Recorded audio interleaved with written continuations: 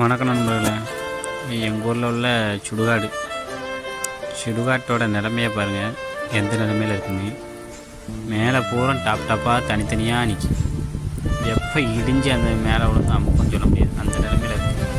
எங்கள் பெருமை இறந்துட்டாங்க, விசேஷம் பண்ணிக்கிட்டு இருக்கோம். அப்போ சொல்ல இடிஞ்சு விழுது அந்த நிலமையில் இருக்குது. எல்லாம் கிராக் விட்டு தனித்தனியாக நிற்கும். எப்போ விழுன்னே சொல்ல முடியாது.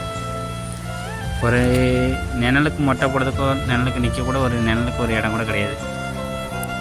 அடிவம்பில் தண்ணியே வர முடிச்சு.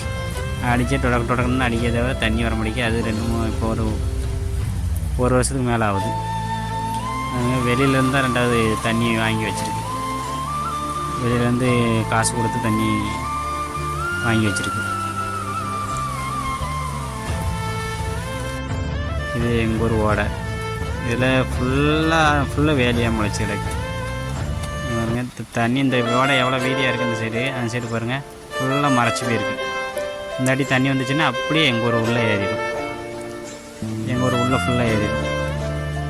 ஃபுல்லாக ஏறிட்டுன்னா அவ்வளோதான். எங்கள் ஊர் தண்ணிக்குள்ளே தான் கொண்டோட்டம் முளைக்கலாம். அதே சொல்லியாச்சு. சின்ன கிராமம்னால எதுவுமே நடக்க முடியாது.